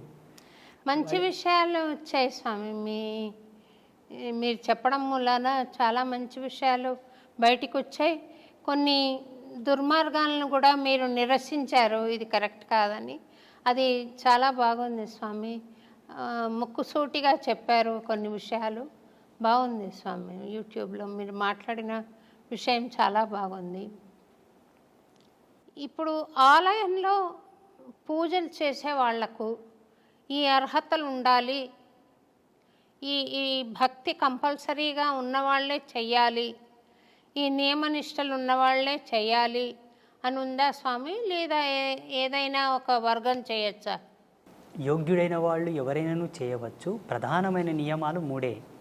వాళ్ళు త్రిమాకారములకు దూరంగా ఉండాలి. మద్యమాంసాదులు కంప్లీట్గా వధించి వేయాలి, విడిచిపెట్టాలి. ఒకవేళ గృహస్థుడైతే భార్య తప్ప అన్య స్త్రీలను గౌరవించడం వరకే కానీ ఎవరు ఆయనకు తగరు. ఈ 3 ప్రధానం. ఒకవేళ విప్రుడైతే, బ్రాహ్మణుడైతే, మంచి సద్గుణ సంజాత అయినటువంటి కులధర్మంలో పుట్టినవాడైతే ఆయన తప్పకుండా 2 పూటల అగ్నికార్యం చేయువాడై ఉండాలి. ఆచార ధర్మంలో కట్టుబడి నడుచుకునేవాడై ఉండాలి. ఆ మర్యాదను కాపాడేవాడై ఉండాలి. విప్రుడైతే నిమ్న వర్గాల వాళ్ళు ఎవరైనాను భగవత్ కైంకర్యము చేయవచ్చు, మద్యమాంసాదులు సేవించకూడదు, ఆచార ధర్మాన్ని కట్టుబడి ఉండాలి, సదాచారం పాటిస్తూ ఉండాలి, శాంత స్వభావి, ముక్కోపి అయి ఉండకూడదు, కోపం ఎప్పుడూ ఆయనకు తగదు. ఒక మాటలో చెప్పాలంటే హరిషవర్గంలోకి కొంత దూరంగానే ఉండాలి ఆయన. అప్పుడు భగవంతుని కాళ్ళు గడిగి ఆ తీర్థం 10 మందికి ఇచ్చిన శుభమవును. భగవంతునికి అంత హారతి ఇచ్చినా, ఎవరికైనా హారతి చూయించినా వాళ్ళకు జయమగును. భగవంతుని నామాను పలికి వాళ్ళని శుభమని దీవించిన వాక్కు ఫలించును. ఈ హరిషడ్ వర్గములను దగ్గర పెట్టుకొని, త్రిమాకారముల నీ వంట పెట్టుకొని గనక దేవుని పాదాలు కడిగి వాళ్ళకి తీర్థం ఇస్తే వాళ్ళకు శుభమగునేమో భగవంతుని అనుగ్రహం చేత. నీవు కొంత ఇబ్బంది పాలవుట తథ్యం. అర్చకుడు ఎవరు ఎప్పుడే కానీ అలా ఉండకూడదు. వాస్తవంగా శాస్త్ర ప్రమాణంగా ధర్మసింధువు ప్రకారంగా యజ్ఞోపవీత ధారణ కంపల్సరీ, సాంప్రదాయకమైన తిలక ధారణ కంపల్సరీ, ఆచార ధర్మంతో కూడుకున్న వస్త్రధారణ కంపల్సరీ. ఈ ఉంటే తప్ప భగవత్ కైంకర్యం చేయడానికి అర్హుడు కాడు. మీరు భగవత్ కైంకర్యం చేస్తున్నారు కదా స్వామి, మీరు యజ్ఞోపవీత ధారణ చేశారా? మరి ఉన్నది. సన్యాసులకు 3 సూత్రములతో కూడుకున్న యజ్ఞోపవీతం ఉంటుంది కాబట్టి 3 సూత్రములతో ఉన్న యజ్ఞోపవీతం. మేము బ్రహ్మచర్యములు అంటే సన్యాసంలో ఉన్నాం కాబట్టి 3 సూత్రములు మాకుంటాయి. పెళ్లి కాని వాళ్ళు 6 సూత్రములు, పెళ్ళైన వాళ్ళు 9 సూత్రములు ధరించుట మనకు సాంప్రదాయకంగా వస్తున్నటువంటి పరంపర. ఆ సంప్రదాయాన్ని అనుసరించి మాకు 2010వ సంవత్సరంలోనే జరిగింది. 2010వ సంవత్సరం, ఇప్పటికీ 14 సంవత్సరాలు అయింది. నేను శ్రీమాత యొక్క చరణములను పట్టుకున్న తర్వాత నా జ్ఞానం ఇష్టపడి నాతో వచ్చి జ్ఞానోపదేశం స్వీకరించి, ఉపదేశ సంస్కారం స్వీకరించి, నీ జ్ఞానం నీ తపస్సును మాకును ప్రబోధం చేయి నాయనా అని అడిగిన వాళ్ళందరికీ కూడా సంస్కారబద్ధంగా వాళ్ళకు యజ్ఞోపవీత ధారణ చేయించి, వారికి తగు పద్ధతులతో శుద్ధిని గావించిన తర్వాతనే మంత్రదీక్ష, మాలధారణ, దీక్షా ప్రధాన సంస్కారం చేసి ఉన్నాను. చాలామందికి నేను యజ్ఞోపవీతం వేశాను, వ్యసనాల నుంచి దూరం తీసుకొచ్చాను, భగవంతునికి దగ్గర చేశాను, శాస్త్రానికి, ధర్మానికి, సిద్ధాంతానికి పాత్రులను చేశాను చాలామందిని. నా సంకల్పం అదే. అంటే ఏ వర్గమైనా మీరు స్వీకరించి చేశారా స్వామి? 100కు 99% మంది ఇప్పటి వరకు జగదంబ యొక్క మంత్రదీక్షను పొందిన వాళ్ళందరూ కూడా బడుగు బలహీన వర్గాల వాళ్ళే, సబ్బండ వర్ణాల వాళ్ళే. ఆ 90% వదలగా మిగిలిన 10% మంది బ్రాహ్మణులు కూడా ఉన్నారు మా భక్తులు. అవునా స్వామి? సద్బ్రాహ్మణులు విశిష్ట పరంపరానుగతంగా ఉండేవాళ్ళు కూడా వచ్చి, అయ్యా మీరు చెబుతున్న మాట ఈశ్వర ప్రమాణంగా ఉన్నది, మాకు పూర్వపు గురువులు ఉన్నప్పటికీ మీ చేత ఏదో పొందదలిచాము, ఏదని అనుగ్రహించండి అన్నారు. ఇచ్చాను. ఏదో 2 బీజమంత్రాలు, 2 శ్లోకములు, ఒక పారాయణము, ఏదో మీరు ఇప్పించండి, ఒక 41 రోజు చేసుకున్న మా జన్మ పావనమగును అని అడిగిన వాళ్ళు ఉన్నారు. అమ్మగా నేను ఇచ్చాను, వాగ్దేవతగా ఇచ్చాను, నేనుగా ఇవ్వలే. ఆ వాణి సరస్వతి యొక్క ప్రతిరూపకంగా నేను వాళ్ళకు మంత్రదీక్షలు ఇచ్చాను. ధనము కోరిన వారికి లక్ష్మీ రూపకంగా అనుగ్రహించాను. శక్తి సంపత్తి, రాజకీయ శక్తి కోరిన వారికి కాళీ రూపంలో అనుగ్రహించాను. ఎవరు ఏమి కోరదలిస్తే ఆ విధంగా నేను అనుగ్రహించాను. అమ్మగా ఇచ్చాను, నేనుగా ఇవ్వలేదు. అమ్మగా నాకు కూడా ఆశీర్వాదమేమండి స్వామి. మీకు ముగ్గురమ్మల యొక్క కృపను ప్రసాదిస్తాము, దాంట్లో ఏ సందేహం లేదు. త్రిమాతల యొక్క కృపను మీకు ప్రసాదిస్తాము. మీరు ఒక మాట ఇవ్వాలి నాకు, చెప్పండి స్వామి. ఈ వీడియో మాధ్యమంగా ఆ ముగ్గురమ్మలగానే నేను అడుగుతున్నాను. మీకున్నటువంటి గానామృతము చేత మేము వాగ్గేయకారకులు ఎవరైతే పాటలు పాడే వాళ్ళను శాస్త్ర పరిభాషలో ఒక మాట అంటాం, మేము గంధర్వ శిఖామణులు అంటాము. ఆ అంశతో పుడతారు వాళ్ళు. మీరు అదే అంశతో జన్మించారు కాబట్టి ఈశ్వర ప్రీతి పొందుటకు వాళ్ళు తొందరగా ఆ పాత్రత పొందిన వారయ్యే పుడతారు. పాడేవాళ్ళందరూ కూడా అవధానులు, పండితులు, గాయకులు, నాట్యకారులందరూ కూడా భగవత్ కళలతో పుడతారు, సారస్వత కళలతో పుడతారు. కాబట్టి భగవంతునికి దగ్గరగా ఉంటారు వాళ్ళు, చాలా దగ్గరగా. మిగతా వారందరూ కొన్ని ఆమడల దూరం ఉంటే వాళ్ళు చాలా దగ్గరగా పుడతారు. అలా టచ్ అయిపోవడమే ఉంటుంది. అలా అయితేనే ఆ అంశతో పుడతారు. ఆ గొంతులో ఆ గానం అనేది ఆలాపన అవుతుంది. అంతటి సారస్వత సామ్రాజ్యంతో జన్మించినప్పటికీ కూడా కొంతమంది ట్రెండులో పడిపోయి, సోకాళ్ళు మాయలో పడి, బొట్టు పెట్టుకోకుండా కాళ్ళకు చెప్పులు వేసుకొని రకరకాలుగా భగవంతుని పాటలు పాడుతున్నారు చూసారా, అది కొంత నిషిద్ధం. నీవు నార్మల్ సాంగ్స్ పాడేటప్పుడు ఎలాగైనా పాడు, భగవంతుని గానము మీరు ఆలాపించేటప్పుడు కొంత సాంప్రదాయికత, ఆ విలువను కాపాడాలంతే. అక్కడ స్వామివారి యొక్క లీలను మనం పాడుతుంటాము, గొప్పతనాన్ని చెబుతుంటాము. కాబట్టి ఎవరైతే ఈ యొక్క గానము యొక్క మర్యాదలను కాపాడుతూ ఆ సారస్వత కళలను ఆలాపిస్తుంటారో వాళ్ళు భగవంతునికి ఐక్యం అవడం తథ్యం. అయిన వాళ్ళు చాలామంది ఉన్నారు. త్యాగరాజ మహాస్వామి, కాళిదాసు, అన్నమాచార్యుల వారు, తుకారం కానీ వీళ్ళందరూ కూడా పాటల చేతనే భగవంతుని పిలిచారు. పాట చేతనే భగవంతుని పిలిపించి గోరుముద్దలు పెట్టించారు. పాటకెంత ప్రతిభ ఉన్నది, ఎంత పవర్ ఉన్నదో చూడండి. మేము ఆధ్యాత్మిక వారసత్వంలో ఒక మాట చెప్పుకుంటాము స్వామీజీలం, మంత్రములు కోటు సంధించినను రాని భగవంతుడు ఒక్క పాట చేత వచ్చునట. పాటకంత మాధుర్యం ఉంది, అంత పారవశ్యం ఉన్నది. మంత్రానికి రూఢీ ఛందస్సు ఉంటుంది. ఆ ఛందస్సును అనుసరించే భగవంతుని ఆకర్షించగలదు. పాటకు రూఢీ ఛందస్సు లేదు, ఎక్స్ప్రెస్ వే. ఆ గానమునకు అలా లయను శృతిని కలిపి పాడగలిగితే ఈశ్వరుని యొక్క హృదయమును ద్రవింపజేసి పరవశింపగలదు, పిలవగలదు. అలా మనసు పెట్టి పాడాలి. అదే ఛందస్సును అనుసరించి అంబాత్రయ క్షేత్రంలో కొలువుదీరినటువంటి ముగ్గురమ్మలకు మీరు ఒక పాటను పాడి మాకు ప్రసాదించాలి. మహాప్రసాదం స్వామి, తప్పకుండా. మేము అంబాత్రయ క్షేత్రంలో పద్మశ్రీ డాక్టర్ శోభారాజు గారు పాడిన పాటను ఒక శిలాఫలకంను రచిస్తాం. అక్కడ ఆ పీఠం మీద ఎవరో చిన్న చిన్న వాళ్ళు భజన సంకీర్తనలు పాడారు, కొన్ని తత్వగీతములు పాడారు, ఇంకా కొన్ని పాటలు పాడారు. కానీ ప్రాముఖ్యతను వహించినటువంటి సంగీత గానామృతము మీ చేత రావాలన్నది మా కోరిక.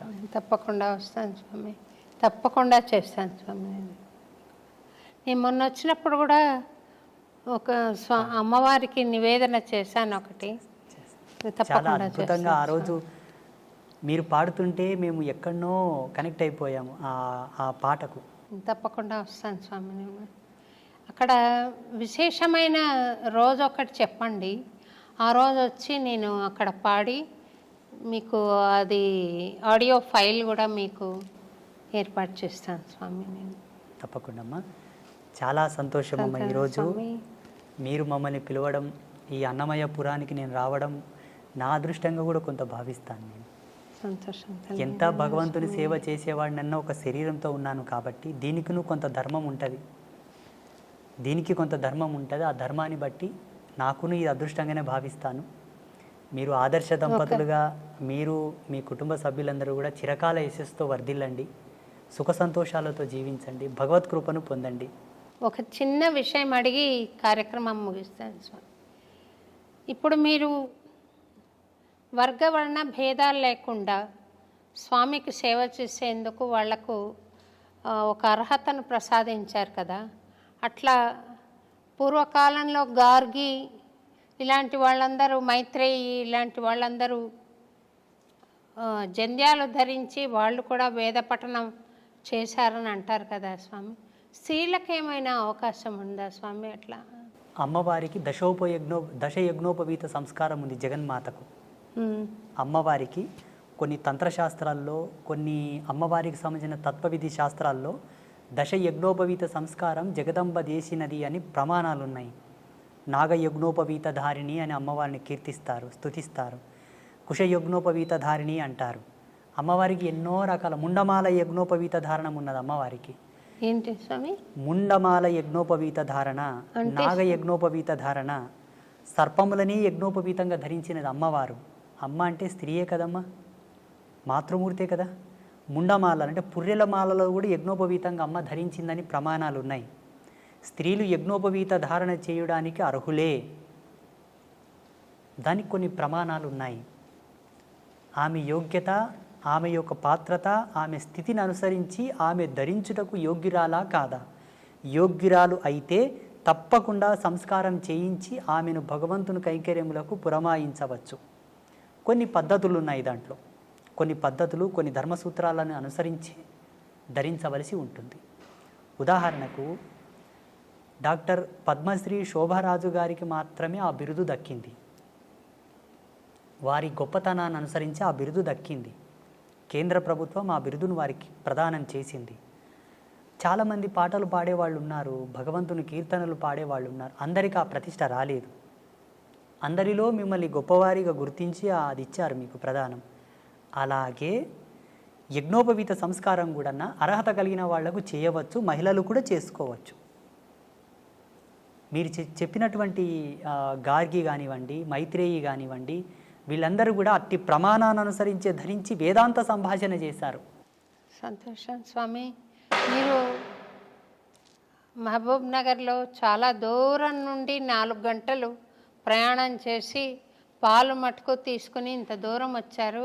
మిమ్మల్ని ఉపవాసంలో పెట్టి ఇంతసేపు మాట్లాడించినందుకు క్షమించమని చెప్పి కోరుతూ, ఎన్నో అద్భుతమైన విషయాలు తెలియజేసినందుకు మీకు అన్నమాచార్య భావనావాహిని పక్షాన, అలాగే ఐ డ్రీమ్స్ వాళ్ళ తరఫున మీకు అనేక కృతజ్ఞతలు తెలుపుకుంటూ, మా పట్ల ఎప్పుడూ దయ కలిగి ఉండండి అని, మమ్మల్ని ఆశీర్వదిస్తూనే ఉండండి అని, వీలున్నప్పుడల్లా ఈ ప్రాంతానికి దయచేయండి అని చెప్పి, అంబత్రయి క్షేత్రంలో కూడా సేవ చేసుకునే భాగ్యం కలిగించండి తప్పకుండా అని కోరుతూ నేను సెలవు తీసుకున్నాను. శ్రీమాత్రే నమః. శుభం భవతు. స్వామి, మీరు వరం ఇస్తామన్నారు దయతో. నేను అడగాలనుకున్న కోరిక ఏంటంటే, మీరు దయచేసి ఒక చిన్న పాట ఏదైనా స్వామికి నివేదన చేయండి. మాకు సన్యాస పరంపరలో ఒక నియమం ఉంటుంది, కొన్నిటికి మేము ఇవ్వకూడదు అనమాట. అట్లా బట్టి అది కేవలము మా పీఠంలో ఎవరైతే ఆరాధ్య దేవత ఉంటుందో అక్కడ మాత్రమే అది. అమ్మవారిని భావం చేసి పాడండి స్వామి. సర్వదా ఆమె నా భావనలోనే ఉంటుంది, అట్లేం లేదు. కాకపోతే కొంత నియమం అది అంతే. పాడకూడదని కాదు, పాడరాదని కాదు, కానీ అమ్మ యొక్క ఆదేశం అనుకోండి. అక్కడ కొంచెం దయచేసి ఈ విషయంలో మీరేం తప్పు అని ఒక చిన్నదనండి స్వామి. ఇది అంబత్రయ క్షేత్రమే అనుకోండి స్వామి. తప్పకుండా అమ్మనే ఇక్కడ, అంబత్రయ క్షేత్రం. అమ్మనే ఇక్కడ నాకు కనిపించింది. అదే ఆర్తితో అమ్మకు ఒక చిన్న పాటనండి స్వామి. అదే ఈ దీక్షను మళ్ళీ ఇంకా మీరు విరమించవద్దు. ఒక చిన్న పల్లవి ఒకటేనండి. ఆ ఆర్తిని నా పాటగా మీరు ఒకసారి మీరే చెప్పండి ప్రేక్షకులకు. మీరు ఒక చిన్న మాట మీరు చెప్పండి. అంబికే జగదంబికే అభయాంబికే మదంబికే అంబికే జగదంబికే అభయాంబికే మదంబికే పాహి పాహి పాహి కరుణాం దేహి దేహి దేహి పాహి పాహి పాహి కరుణాం దేహి దేహి దేహి.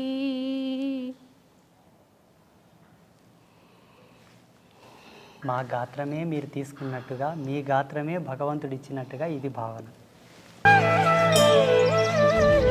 దీన్ని తవ్వండి, తవ్వుతూనే శివలింగం. సరే దాన్ని అట్లా కప్పేసేయండి, చూపించదండి. Krishna is there. మూర్తి పూజ కాదు, సాక్షాత్ బ్రజేంద్ర నందన భగవాన్ ఉన్నారు మూర్తిలో. ఏమీ ఆశించకుండా ఆరాధించే వాళ్ళు కూడా ఉన్నారా ప్రభుజీ? నిజమైన భక్తి అంటే మనకు తెలియదు కాబట్టి